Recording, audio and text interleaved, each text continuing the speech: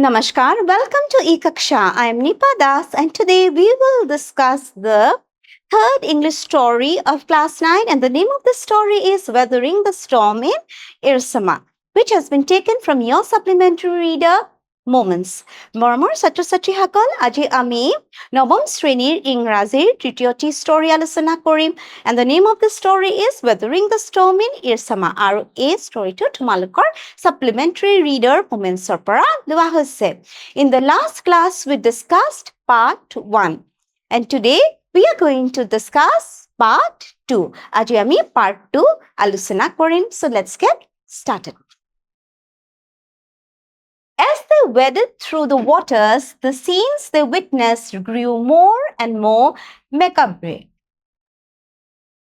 As they waded through the waters, the scenes they witnessed grew more and more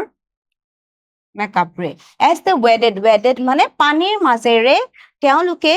যেনেকে পাৰ হৈ গ'ল পানীৰ মাজেৰে বানপানীত কোন প্ৰশান্ত and his uncle's friend, two of his uncle's friends. তেওঁৰ খুৰাকৰ দুজন বন্ধু লগ পালে আৰু প্ৰশান্ত তেওঁলোকে পানীৰ মাজেৰে যেতিয়া গৈ আছিলে তেওঁলোকে যি দৃশ্য দেখিলে কি হ'ল হেবোৰ বেছি ভয়াবহ হৈ গ'ল ওকে কাৰণ তেওঁলোকে মনত আছে আগতে আমি কৰিছো কি দেখিলে মৃতদেহবোৰ দেখিলে মানুহৰ মৃতদেহ আৰু জীৱ-জন্তুৰো তেওঁলোকে ফুলি থকা শৰীৰবোৰ মৃতদেহবোৰ দেখিলে হয়নে They had to push away many human bodies, men, women. আৰু তেওঁলোকে কি কিছুমান dead bodyবোৰ মৃত শৰীৰদেহবোৰ কি তেওঁলোকে ঠেলি ঠেলি পানীৰ মাজত এনেকে পাৰ হৈ গ'ল ভাবাচোন কিমান ভয়ানক হৃদয় বিদাৰক এই দৃশ্য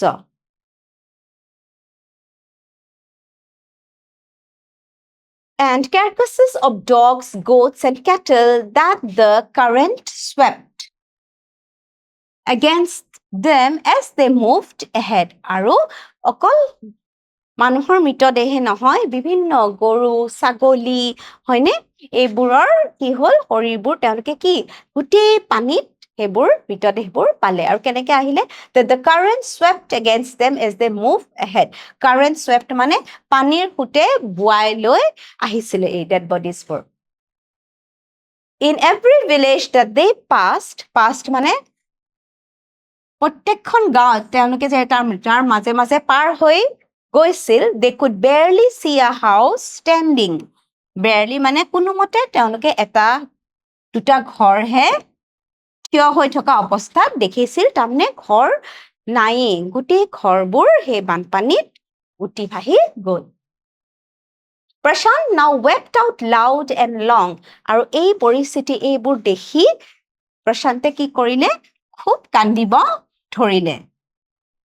কন্দা He was sure that his family could not have survived this catastrophe. Catastrophe মানে হৈছে বিনাশ দুখত প্ৰশান্তে খুব চিঞৰি কান্দিব ধৰিলে কাৰণ তেওঁ ভাবিলে যে নাই মোৰ পৰিয়ালে ইমান এই যে ধ্বংসকাৰী বিনষ্টকাৰী এই ঘূৰ্ণী বতাহ বানপানীত নিশ্চয় তেওঁলোকে কি জীয়াই থাকিব পৰা নাই নিশ্চয় তেওঁলোকৰ মৃত্যু হৈছে হে বুলি ভাবি তেওঁ দুখত চিঞৰি কান্দিব ধৰিলে Eventually শেষত কি হ'ল Prashant reached his village Kalikuda. So what is the name of his village? What is the name of Prashant's village? The name of Prashant's village is Kalikuda. শেষত তেওঁ এনেকে গৈ নিজৰ গাঁওখন গৈ পালে His heart went cold.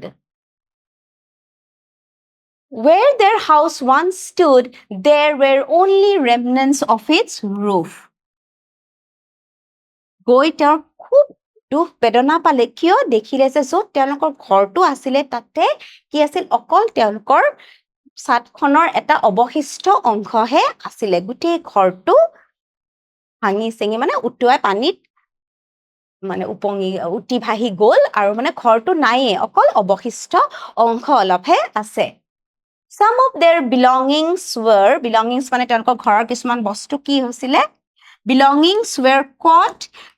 mangled and twisted in the branches of trees. আৰু কিছুমান ঘৰৰ বস্তু দেখি প্ৰশান্তে চিনি পালে হেবোৰ বস্তু ক'ত আছিলে গছৰ শাখা বা ডালত কিছুমান বস্তু কি মেৰিয়াই থোৱাৰ নিচিনা আছিলে বা কিছুমান ছিঙি গৈছিলে ক্ষতিগ্ৰস্ত হৈছিলে সেই বস্তুবোৰ গছত কিছুমান বস্তু লাগি আছিলে আৰু সেইবোৰ দেখি মনত পৰিলে এইবোৰ দেখোন আমাৰ ঘৰৰে বস্তু আৰু সি খুব কান্দিব ধৰিলে যেতিয়া ঘৰটো নাই একদম ভাঙি গৈছে অকল মাত্ৰ অৱশিষ্ট কিছু অংশহে আছে just visible above the dark waters visible মানে দেখা পোৱা অলপহে সেই লেতেৰা পানীত অলপহে দেখা পোৱা গৈছিল কিছুমান তেওঁলোকৰ বস্তু যিবোৰ গছৰ ডালত লাগি ধৰিছিল সেইবোৰ এতিয়াও পানীয়ে উটুৱাই লৈ যাব পৰা নাছিল young person decided to go to the red cross shelter to look for his family red cross তোমালোকে জানা ন it's a voluntary organization okay স্বেচ্ছাসেৱী সংগঠন সো ৰেড ক্ৰছৰ যোনটো শেল্টাৰ য'ত মানুহক আশ্ৰয় দিছিলে তাত প্ৰশান্তে গ'ল যে ভাবিলে কি জানিবা মোৰ পৰিয়ালবৰ্গ ইয়াতেই আছে তেওঁলোকক বিচাৰি ৰেড ক্ৰছ শেল্টাৰলৈ গ'ল among the first people he saw in the crowd মানে ভিৰৰ মাজত প্ৰথমে কাক দেখিলে was his maternal grandmother মানে আইতাক maternal মানে মাকৰ ফালৰ সেই মানুহৰ মাজত প্ৰথম যেতিয়া ৰেড ক্ৰছ শেল্টাৰলৈ গ'ল তেতিয়া প্ৰথম কাক দেখিলে নিজৰ আইতাকক দেখিলে ভাবাচোন কিমান আনন্দ পালে কিমান ফূৰ্তি পাইছে আইতাকক দেখি weak with hunger মানুহজনে কি হৈছে একদম ভোকত দুৰ্বল হৈ গৈছে weak with hunger she rushed to him যেতিয়া প্ৰশান্তক দেখিলে আইতাকে একদম দৌৰি আহিলে her hands outstretched মানে হাত দুখন এনেকে হাবতি ধৰিবলৈ মানে hands outstretched প্ৰসাৰিত দৌৰি আহিলে her eyes brimming means with tearful eyes or eyes filled with water চকু পানীৰে উপচি পৰা তাৰমানে eyes brimming মানে it was a miracle মানে এইটো এটা অলৌকিক ঘটনা they had long given him up for dead তেওঁলোকৰ কাৰণে এটা অলৌকিক ঘটনা ন প্ৰশান্তৰ পৰিয়ালবৰ্গই আইতাকে ভাবিছিল যে প্ৰশান্ত আৰু এই পৃথিৱীত নাই যেতিয়া দেখিলে it was a kind of miracle for them তেওঁলোকৰ কাৰণে এইটো যেন এটা অলৌকিক ঘটনা she was so happy when she saw him that she started crying there were tears in her eyes and she rushed towards him okay with her hands stretched out to hold him quickly word spread quickly মানে দ্ৰুতভাৱে কথাবোৰ বিয়পি পৰিল and his extended family gathered বিস্তৃত আৰু তেওঁৰ যি পৰিয়ালবৰ্গ যি পৰিয়ালৰ মানুহ আছিল আন মানুহসকল তেওঁলোকেও কথাটো গম পালে যে প্ৰশান্তৰ একো হোৱা নাই তেওঁ জীৱিত আৰু ঘূৰি আহিছে and gathered around him সকলো তেওঁৰ ওচৰলৈ দৌৰি আহিলে and hugged him tight in relief আৰু সকলোৱে তেওঁ খুব জোৰে সাবটি ধৰিলে Prashant anxiously scanned the motley battered group anxious মানে উদ্বিগ্ন ভাবে স্ক্যান্ড মানে পৰীক্ষা কৰা মতলি মানে বিচিত্ৰ battered মানে ক্ষতিগ্ৰস্ত আৰু এই যে মানুহবোৰ আছিল সকলোৰে অৱস্থা ইমান বেয়া হয়নে নহয় ইমান এটা দুৰ্যোগৰ পৰা তেওঁলোক তাতে ৰেড ক্ৰছ সোসাইটিত তাতে আছে সকলোকে ভালদৰে প্ৰশান্তে মানে নিৰীক্ষণ কৰিলে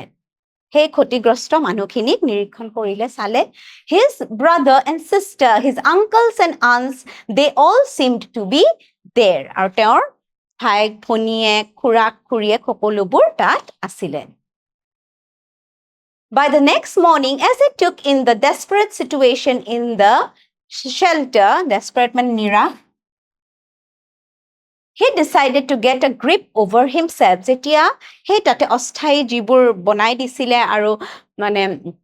এই ঘূৰ্ণী বতাহ যি ধ্বংস হৈছিলে ঘৰ বাৰী মানুহৰ তেওঁলোক গৈ তাতে ৰিলিফ ল'বলৈ তাতে গৈছিলে হয়নে টু ফাইণ্ড ৰেফিউজ সো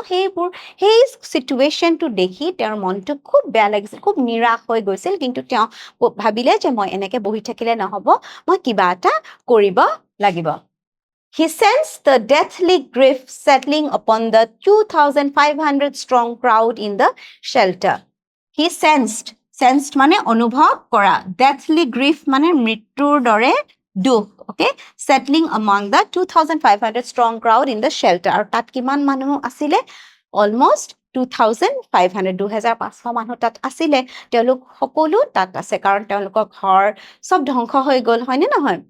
বানপানীত সব উটি ভাহি গ'ল সো তেওঁলোকে তাতে খুব মানে দুখত আছিলে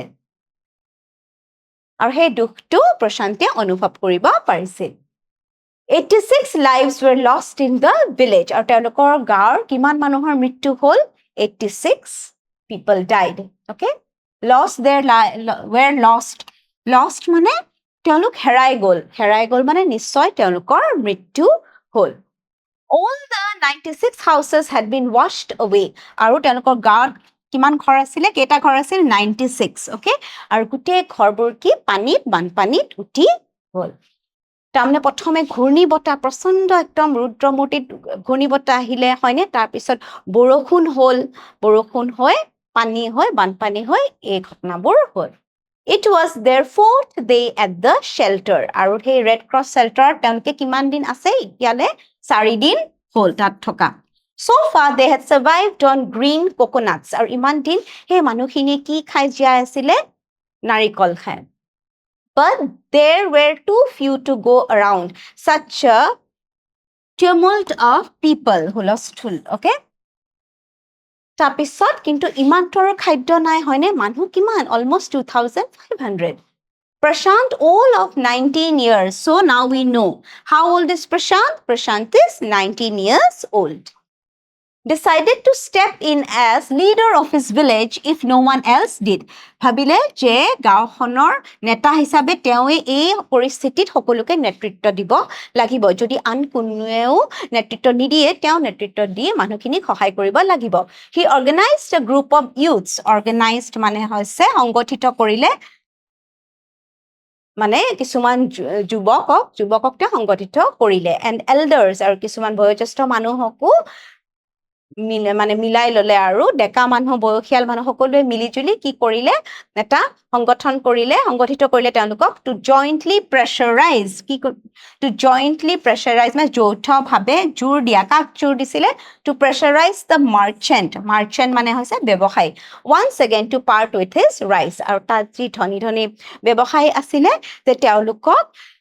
মানে জোৰ দি ক'লে সকলো গাঁৱৰ মানুহ তেওঁ মানে সকলোকে সংগঠিত কৰিলে বয়সীয়াল মানুহৰ ডেকা লৰাবোৰ সকলো গৈ ব্যৱসায়ীবোৰক ক'লে যে এই যে ৰিলিফ চেণ্টাৰত ৰেড ক্ৰছ চেল্টাৰত আমাৰ মানুহখিনি আছে তেওঁলোকক প্লিজ আপুনি চাউল দিয়ক যিহেতু তেওঁলোকৰ খাবলৈ একো নাই This time the delegation মানে প্ৰতিনিধি মণ্ডলী succeeded and returned triumphantly এবাৰ তেওঁলোকে সফল হ'ল and return কেনেকৈ ঘূৰি আহিলে triumphantly মানে বিজয়ী হৈ wading through the receding waters wading মানে পাৰ হৈ পানীৰ মাজেৰে পাৰ হৈ গ'ল receding water মানে কমি যোৱা পানী এতিয়া বানপানীৰ পানীবোৰ কমিলে এতিয়া with food for the entire shelter আৰু গোটেই মানুহখিনিৰ কাৰণে সেই ডেলিগেশ্যনটো প্ৰতিনিধি মণ্ডলীটোৱে তেওঁলোকে কি বিজয়ীভাৱে এবাৰ পানীৰ মাজেৰে আহিলে আৰু চাউল লৈ আহিলে কাৰ পৰা সেই ব্যৱসায়ীৰ পৰা আৰু এইটো কেনেকৈ সম্ভৱ হ'ল কাৰণ প্ৰশান্তে সকলোকে সংগঠিত কৰিলে এজন বা দুজন মানুহ গ'লে দিলেহেঁতেনে নিশ্চয় নিদিয়ে যেতিয়া সকলোৱে সংগঠিত হৈ একগোট হৈ যুৱকসকল আৰু বয়োজ্যেষ্ঠ মানুহসকল একেলগে গৈ অনুৰোধ কৰিলে তেতিয়া ব্যৱসায়ীসকলেও চাউল দিলে No one cared that the rice was already rotting কিন্তু চাউল খিনি ইতিমধ্যে কি পচি যোৱা কিন্তু সেই সময়ত যিহেতু তেওঁলোকৰ একো খাবই নাই সেই কাৰণে কোনেও সেই কথাটো লক্ষ্যই নকৰিলে যে চাউলবোৰ অলৰেডি পচি গৈ আছিলে তাৰমানে ইমান ভোকত আছিল ইমান দিন তেওঁলোকে একো খাবলৈ পোৱা নাই Branches from fallen trees were gathered to light a reluctant and slow fire আৰু সেই যে ধুমুহা বৰষুণত সৰি যোৱা গছবোৰ আছিলে সেই গছৰ ডালবোৰ শাখাবোৰ লৈ তেওঁলোকে কি জুই জ্বলালে on which to cook the rice য'ত তেওঁলোকে সেই চাউলবোৰ মানে ভাত ৰান্ধিব আৰম্ভ কৰিলে লাইট মানে জ্বলোৱা reluctant অনিশ্চিত For the first time in 4 days, the survivors at the cyclone shelter were able to feel their bellies মানে পেট আৰু 4 দিনৰ মূৰত তেওঁলোকে এই যে ঘূৰ্ণী বতাহত তেওঁলোকৰ সকলো ধ্বংস হৈ গ'ল ন সেই মানুহখিনিয়ে 4 দিনৰ পিছতহে পেট ভৰাই কিবা এটা খাবলৈ পালে His next task মানে কাম প্ৰশান্তৰ নেক্সট কামটো কি হ'ল এতিয়া was to organize সংগঠিত কৰা a team of youth volunteers যুৱক কি স্বেচ্ছাসেৱক কিছুমান ডেকা ল'ৰা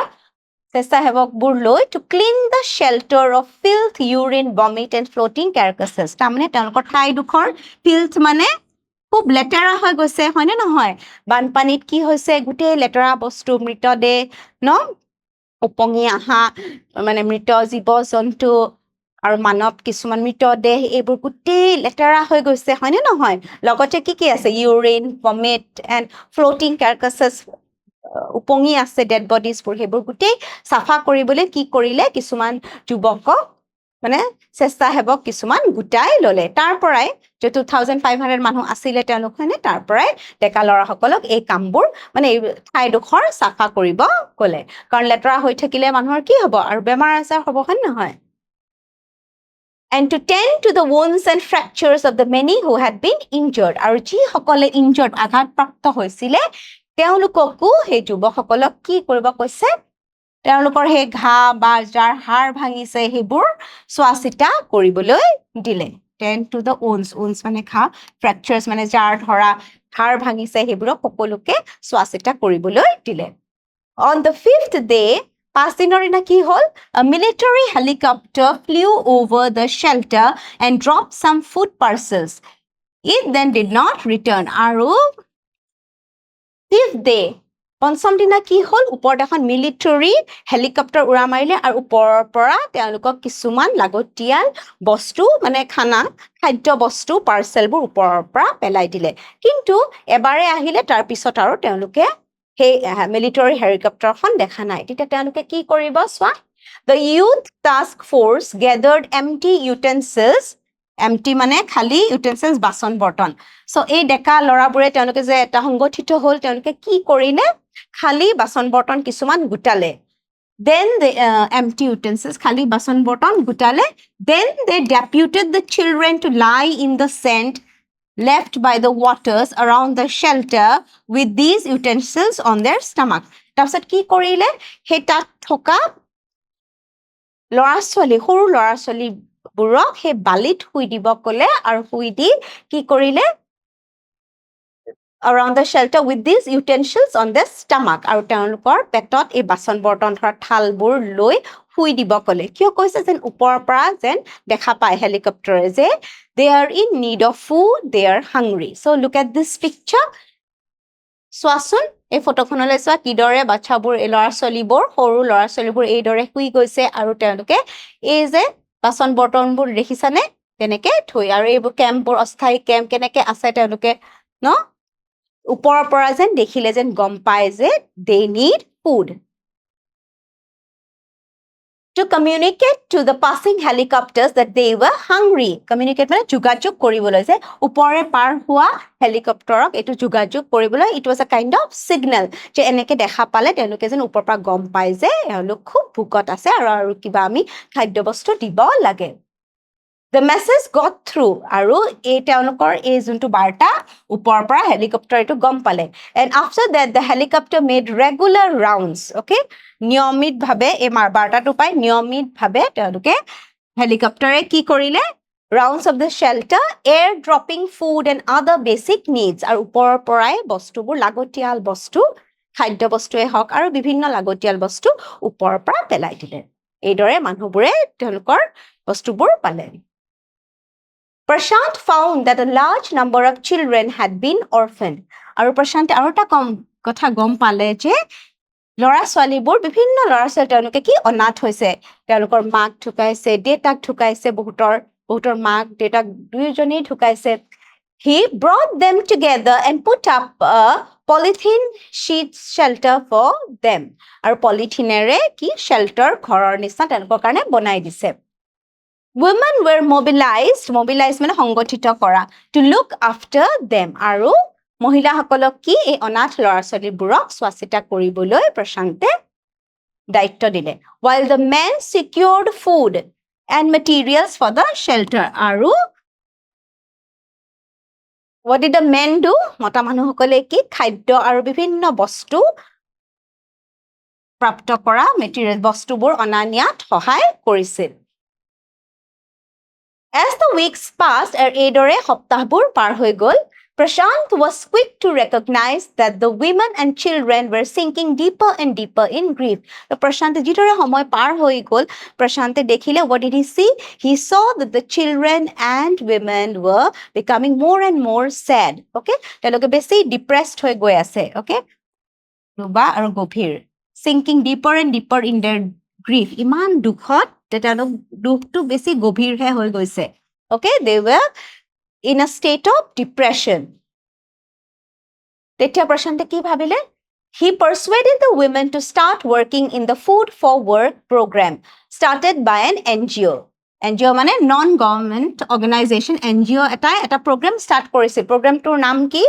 Program mane karja husi. Program tur naam ki? Food for Work. Je kiba eta kam koriba he kamor binimot tumalke khadya bostu paba. Aru ei প্ৰগ্ৰামটোত কাৰ্যসূচীটোত যোগদান কৰিবলৈ তেওঁ মহিলাসকলক পাৰ্সুৱেট মানে প্ৰশান্তে পাৰ্সুৱেট কৰিছিল মানে মান্তি কৰাইছিল যে তোমালোকে কিবা এটা কাম কৰিবা আৰু তাৰ বিনিময়ত খাদ্যও পাবা আৰু মনটো ভাল লাগিব ডিপ্ৰেছনৰ পৰা তেওঁলোকে ওলাব পাৰিব And for the children, he organized sports events আৰু সৰু ল'ৰা ছোৱালীৰ কাৰণে খেল ধেমালিৰ প্ৰতিযোগিতা বা অনুষ্ঠান আয়োজন কৰিছিল যেন সৰু ল'ৰা ছোৱালীবোৰ এক্টিভ হয় হয়নে দুখ দুৰ্গতিবোৰ পাহৰি যায় Aru busy hoi jai. He himself loved to play cricket and so he organized cricket matches for children. Aru Prashante nijeo cricket kheli khub bhal paisile aru cricket match tate organize korisil. So look at the picture, okay? Kam korise kamor binimot telokok kiba kibi bostu dise. Okay? Juntu programor naam ki asile Food for Work. মহিলা সকলে তাত যোগদান কৰিলে তেওঁলোকে ব্যস্ত হৈ গল হয়নে দুখৰ কথাটো এনি টাইম তেওঁলোকে ভাবিব নলগা হল আৰু ল'ৰা ছোৱালীবোৰে কিদৰে ব্যস্ত হল তেওঁলোকে খেল ধেমালিত ব্যস্ত থাকিলে Prashant engagement জড়িত with other volunteers in helping the widows and children to pick up the broken pieces of their lives আৰু যি সকল মানে মাইকী মানুহ তেওঁলোক বিধৱা হল বা যি সকল ল'ৰা ছোৱালী মাক দেউতাকক হেৰুৱালে সো তেওঁলোকক কি তেওঁলোকে যেন জীৱনটো আৰু নতুনকে আগুৱাই যাব পাৰে আগবাঢ়িব পাৰে সেই বিষয়ে চিন্তা চৰ্চা কৰিলে বেলেগ স্বেচ্ছাসেৱীৰ লগত লগ লাগি প্ৰশান্ত এই কথাটো ভাবিলে The initial government plan মানে প্ৰাৰম্ভিক গভৰ্ণমেণ্ট মানে চৰকাৰৰ প্ল্যানটো কি আছিল প্ৰথমে চৰকাৰে ভাবিছিল যে was to set up institutions for orphans and widows institution মানে প্ৰতিষ্ঠান চৰকাৰে ভাবিলে যে আমি কিছুমান প্ৰতিষ্ঠান খুলিম য'ত আমি বিধৱা মহিলাসকলক ৰাখিম আৰু এনেকুৱা প্ৰতিষ্ঠান খুলিম য'ত অনাথ ল'ৰা ছোৱালীবোৰ ৰাখিম এই বুলি ভাবিলে However this step was successfully resisted সফলতাৰে প্ৰতিৰোধ কৰিলে এই চৰকাৰে যি ভাবিছিল হেতু প্ৰশান্তে এটো কি প্ৰতিৰোধ কৰিলে কিয় as it was felt that in such situation the children would grow up without love and widows would suffer from stigma and loneliness stigma কলংক loneliness নিহংগতা কাৰণ ভাবিলে এনেকুৱা হলে কি হ'ব যে ল'ৰা ছোৱালীবোৰ অৰফেন্সবোৰ একেলগে থাকিব তেওঁলোকে কি ঘৰ এখন নেপাব মৰম চেনে নেপাব আৰু বিধৱা মাইকী মানুহসকলে মহিলাসকলে তেনেকে বেলেগকে এটা প্ৰতিষ্ঠানত থাকিলে তেওঁলোকৰো মন বেয়া হ'ব তেওঁলোকে নিহংগতাত ভুগিব হয়নে অকলশৰীয়া ফিল বা অনুভৱ কৰিব সো প্ৰশান্তে কি ভাবিলে যে এইটো ভাল কথা নহয় so what did he think তেওঁ কি ভাবিলে Prashant's group believed orphans should be resettled in their own community itself ভাবিলে যে যি সকল ল'ৰা ছোৱালী অৰফেন হৈছে মাক দেউতাক ঢুকাইছে তেওঁলোকক কি পুনৰ সংস্থাপন নিজৰ সমুদায়তে নিজৰ সোসাইটি কমিউনিটিত নিজৰ মাজতে তেওঁলোকক কি পুনৰ সংস্থাপন কৰিব লাগে possibly in new foster families made up of childless widows and children without adult care আৰু কি ভাবিলে যে তেওঁলোকক এনেকুৱা পৰিয়ালে লৈ লোৱা ভাল জুনে ল'ৰা ছোৱালী তুলি ডাঙৰ দীঘল কৰিব পাৰে এডপ্ট কৰিব বিচাৰে হয়নে বা কোনোবা যদি এনেকুৱা বিধৱা মহিলা আছে যাৰ ল'ৰা ছোৱালী নাই তেওঁলোকে হে অনাথ ল'ৰা ছোৱালীবোৰ তুলি ডাঙৰ দীঘল কৰিব পাৰে তেতিয়া হে ল'ৰা ছোৱালীবোৰেও হে নতুন ঘৰলৈ গৈ মাক দেউতাকৰ মৰম পাব আৰু সেই মহিলাসকলেও কি হে ল'ৰা ছোৱালীবোৰক মাকৰ মৰম চেনে দিব পাৰিব আৰু তেওঁলোক যে অকলশৰীয়া হেতু অনুভৱ নকৰিব তো ভাবিলে যে এইটো হে বেছি ভাল কথা হ'ব It is 6 months after the devastation of the super cyclone আৰু ঘূৰ্ণীবতাহটো হৈ যোৱাৰ কিমান কেইমাহ পাৰ হৈ গ'ল, ছমাহ পাৰ হৈ গ'ল. This time Prashant's wounded spirit, wounded মানে আহত আত্মা, wounded spirit has healed simply because he had no time to bother about his own pain. আৰু লাহে লাহে তেওঁ যে অন্তৰত ইমান আঘাত দুখ পাইছিলে, মনত আছে ন? কিমাননো বয়স? He is only 19, but he has seen the devastation of the cyclone. He had seen hundreds and thousands of people die. He had seen the dead bodies of people, of animals, হয়নে? কিমান হাজাৰ হাজাৰ মানুহৰ মৃত্যু হ'ল, যিটো তেওঁ নিজৰ চকুৰে দেখিলে, মৃত দেহবোৰ দেখিলে, হয়নে? গৰু, ছাগলী, জীৱ-জন্তুৰ শৰীৰবোৰ কি পানীত উপঙি থকা দেখিলে, কিমান মানুহৰ দুখ দুৰ্গতি দেখিলে, ল'ৰা ছোৱালীবোৰে মাক দেউতাকক হেৰুৱালে, মহিলাসকল বিধৱা হ'ল, ইমান দুখ দুৰ্গতি দেখিলে, কিন্তু লাহে লাহে কি হ'ল, তেওঁ সেইবোৰ পাহৰিবলৈ আৰম্ভ কৰিলে. Why? Because he was so busy. তেওঁৰ সেই কমিউনিটিৰ মানুহখিনিক সহায় কৰাত ইমান ব্যস্ত কৰি দিলে, নিজক ইমান ব্যস্ত কৰি দিলে যে তেওঁ নিজৰ দুখটো পাহৰি থাকিলে, কাৰণ তেওঁ সকলোকে সংগঠিত কৰিলে, ভাল ভাল কাম কৰিলে, হয়নে? ল'ৰা ছোৱালীৰ কাৰণে ভাল কাম কৰিলে, মহিলাসকলৰ কাৰণে ভাল কৰিলে, আৰু তেওঁৰ নিজৰ সমাজৰ কাৰণেও ভাল কৰিলে. ইমান এটা দুৰ্যোগ হৈছিলে, তাৰ পৰা তেওঁলোকে কিদৰে how they endured that situation and survived, okay, and became triumphant. সেইটোৱে কথা, আৰু তেওঁ নিজৰ দুখ দুৰ্গতিটো পাহৰি গ'ল, আনক সহায় কৰি নিজকে ব্যস্ত ৰাখি. Okay, healed মানে ঠিক হোৱা, বদৰ বিৰাট, pain too. His handsome, youthful face is what the widows and orphan children of his village seek out most in the darkest hour of grief. Aru, darkest hour. Darkest hour মানে অন্ধকাৰৰ সময়. Handsome, দেখনীয়া, youthful. Aru, যেতিয়া his handsome, youthful face is what the widows and orphan children of his village seek out most in the darkest hour of grief. আৰু তেওঁলোকৰ অন্ধকাৰ সময় বা তেওঁলোকৰ আটাইতকৈ দুখ বেদনাৰ কষ্টৰ সময়ত তেওঁলোকক এটা বস্তুৱে সাহস দিয়ে, কি যেতিয়া তেওঁলোকে প্ৰশান্তৰ সেই মৰম লগা মুখখনলৈ তেওঁলোকে মনত পেলাই, তেতিয়া তেওঁলোকৰ সেই দুখ দুৰ্গতিবোৰ পাহৰি থাকে, কাৰণ প্ৰশান্তে তেওঁলোকক এটা নতুন জীৱন দিছে, হয়নে?